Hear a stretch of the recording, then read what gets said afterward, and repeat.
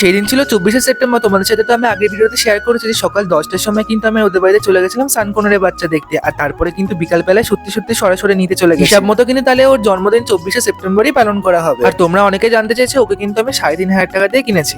Finally আমি এভাবে রেখেছি, ভিতরে একটুখানি ফাঁকা রেখেছি আর ওপাশ থেকে তো এটা আছে, আর একটুখানি নেট টাঙিয়ে দিয়েছি যাতে হচ্ছে মশা টশা না ঢুকতে পারে। তো ভিতরে এখন ঘুমাচ্ছে, মানে মাঝে মাঝে তাকাচ্ছে আর মাঝে মাঝে ঘুমাচ্ছে।